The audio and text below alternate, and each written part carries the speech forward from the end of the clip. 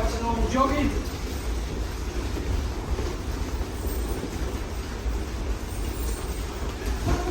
Listen, please. Alright, so we've still not scored points, have we? So we've let them achieve the lifelong dream of being a pretty little princess, but we've still not achieved any points. Okay? We also haven't been scored on by being thrown on head, which is exciting times. So let's just have a look at a few options that we've got from this position. So again, in, round, through. There we go. Good stuff. Okay, so we actually do have a sweep from this position. Okay, we're not going to practice this because there is a few too many of us in here. It kind of takes us to our next one. We're going to sweep over here. So from this position, I'm going to just lift, round, in, and then come up into a sweep in the mount position. So how many points do I score if I hit that sequence? 6. No. How many do you get for a sweep? 2. No. I looked it up, it's 3.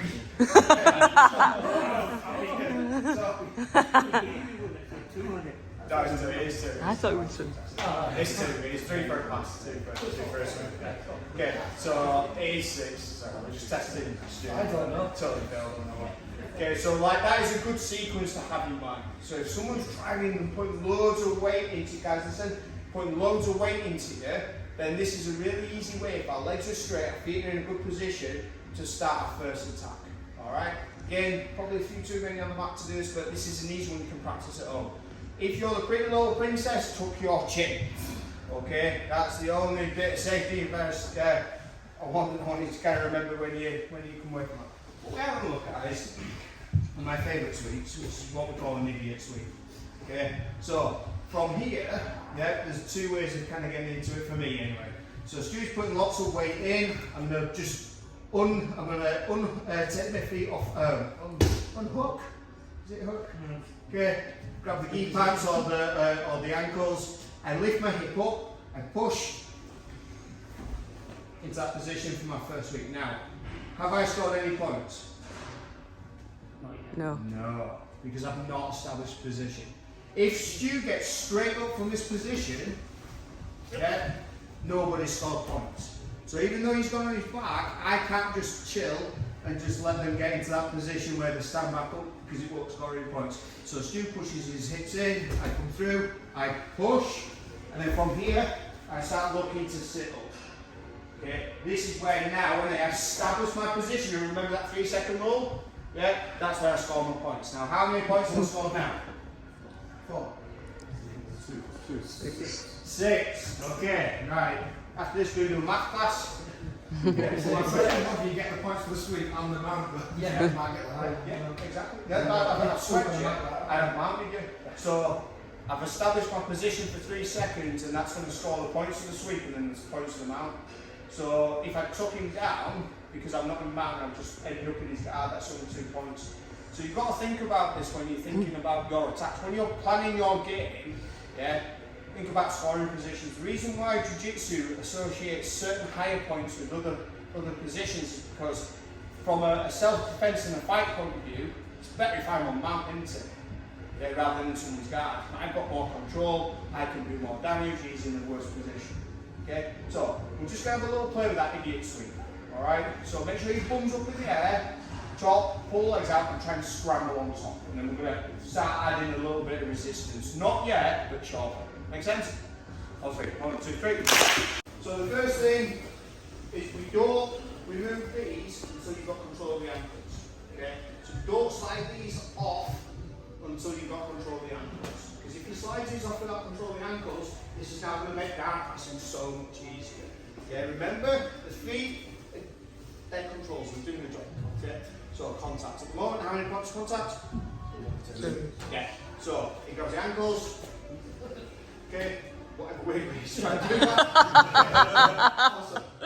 Now he's got 4 points of contact. Now I'm in a much stronger guard of Stu's, and I've got some real problems. The only other thing that's kind of keep in mind as well is when you slide the feet off the hips, is you've got to be really careful of the person dropping the hips down.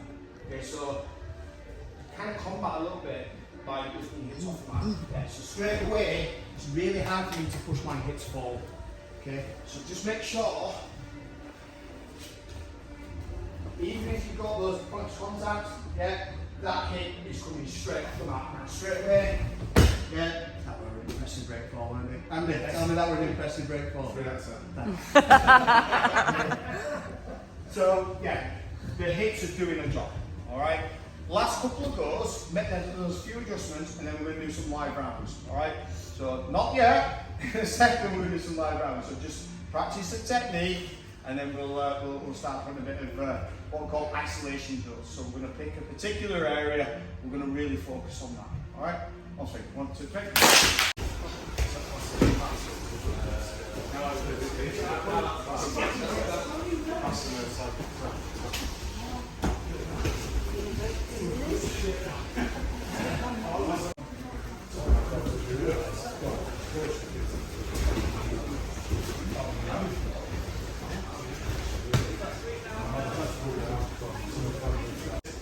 Breaks my heart every time I see it in jiu-jitsu. Not because I'm a fantastic wrestler or judoka or anything like that, just hurts me to see it. But there are certain situations that can happen in jiu-jitsu which, in the past, we've lost points because we weren't really sort of thinking about the rule set. And this is all about kind of learning, you know, ways of scoring points in jiu-jitsu. So in jiu-jitsu, especially, you can get people the butt out in this position because a lot of jiu-jitsu guys like to pull guard. So we end up in some situations sometimes where I might get a grip, Stu gets a grip, and we both pull guard at the same time. Okay, so we end up in this kind of position. Now, if I come up to here, I potentially could score 2 points for a takedown. Ridiculous, I know, okay? But we've had points scored against us for this exact reason, where 2 people stood up, got gripped, both gone to pull a guard, and then the other person just comes on top, establishes position, I score 2 points even though we've got pull guard. Okay? I can't make myself get you to drill that because it'll hurt my soul. Okay? Just keep that in mind. Okay? So never do it, but just keep it in mind. Okay? So we're going to move on to guard passing now. Okay? So I'm not going to go through like a whole bunch of guard passes. I'll show a couple for maybe people who've not had the opportunity to do much guard passing, or they're still kind of working out their own game. The simple one which we always tend to use is what we call a double knee tap pass. And it's a really good drill because it kind of teaches us the slots. Okay, so from here, one hand on the inside, one hand on the outside. I'm going to push my hip in a little bit because he's got these points of connection. If I just keep my hip back there, I'm not going to be able to tap his knee. Okay, so here, I'm going to tap the knee, I'm going to take my hips back at the same time. I'm going to push, come round and touch. So we're going to use it as a little bit of a drill.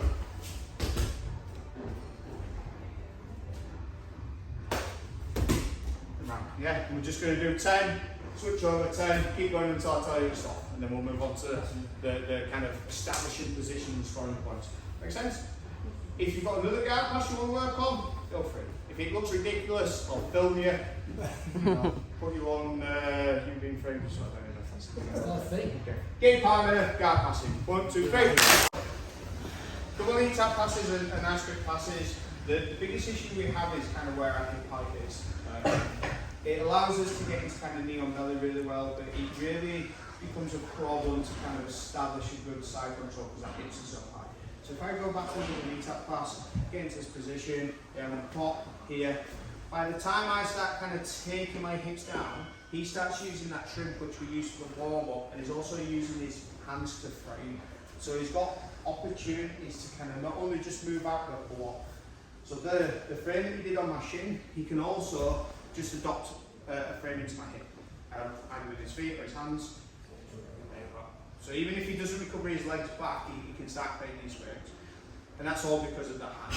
Okay, so now this becomes a problem to even get a knee on belly.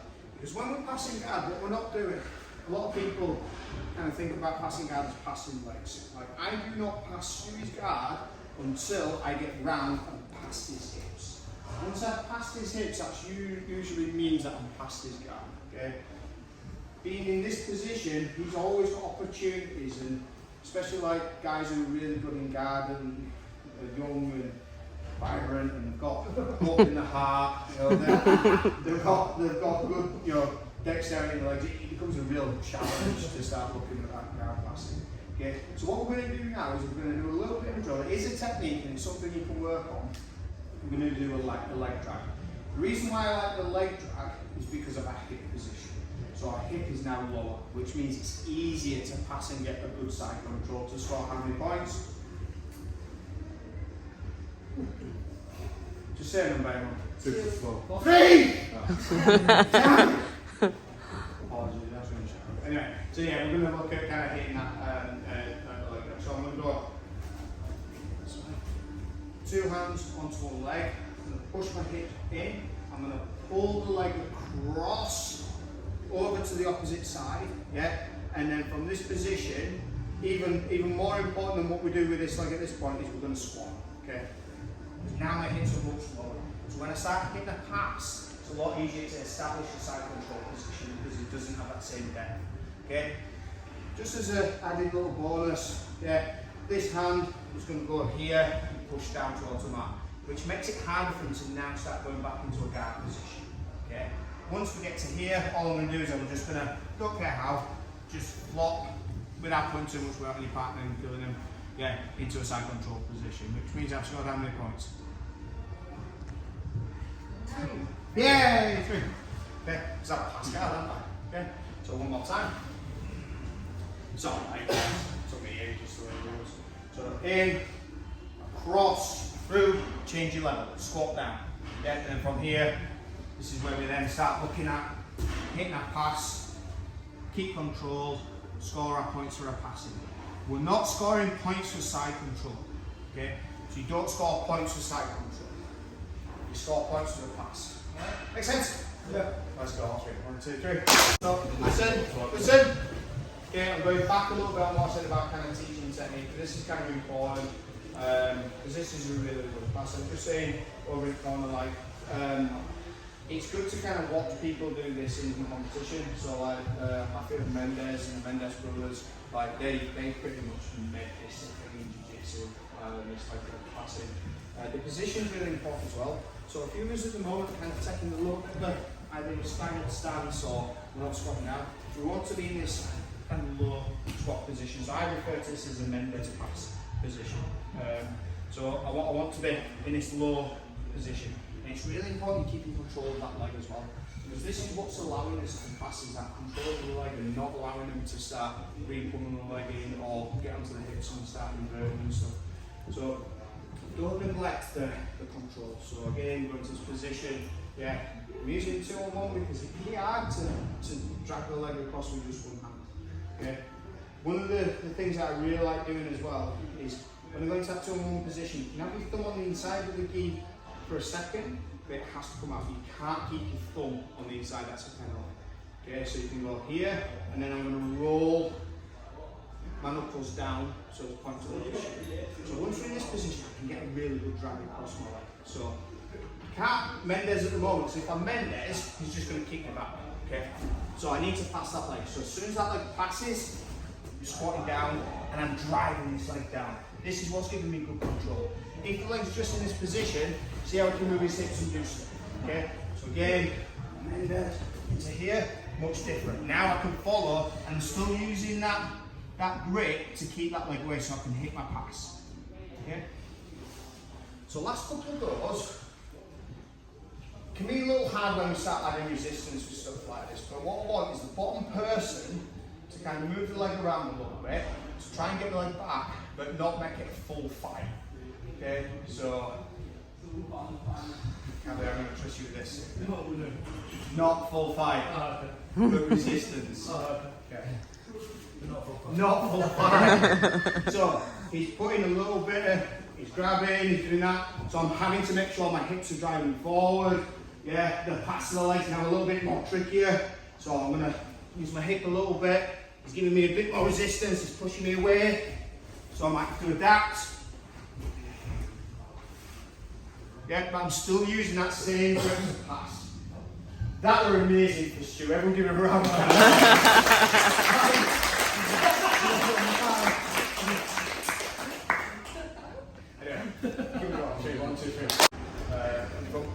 So one of the positions I want us to have a look at and talk around is kind of this is from experience of us not really sort of thinking about jiu-jitsu rules and how to score points in jiu-jitsu rules. One of the things I want to mention, we were kind of talking about this to Andy, it don't matter how many points you get, if you get submitted, you lose. Okay? So it's good to have points in mind and positions and things like that, and how you score points, you know, but that only happens and you only win if you don't get submitted. Okay? So you should always kind of think about kind of submissions and trying to finish the fight. Obviously some situations it's going to be a little bit harder, but like submissions are number one. Okay? You know, but submissions come from having good control of the position. Okay? And that's where your points come in. So when you kind of establish the position, you've scored your points, that allows you to set up good submissions. So hopefully you kind of see how it all interlinks, and you know that's why the scoring system's there. That's why you have that 3 seconds to kind of control the position, because in theory that's where you're getting self-defense point of view, punching people, or you'll be looking for good submissions.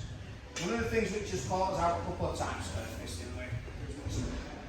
is when we've gone back control. Okay, so it doesn't really matter too much what you do with your arms, whether you go into what we call a seatbelt position, double underhooks with gi control, or even just kind of strangling him or just hugging his head.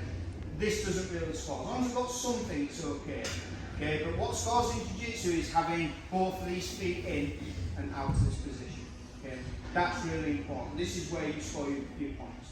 Now, if I do this triangle, if I go into a triangle straight away, I don't score points. So we've lost matches where people has gone into a position, into the triangle position, had really good control, lost by 1 point. Okay. But that is the better control. It is the better control, but Don't get still points. lost. Okay, so even though that triangle is a better control, it's pretty awful, always looking to establish and get this position. Okay, so this is what's going to win points. Does that make sense? Okay, so what we're going to do is we're going to do some rolling now. Thanks, Mason.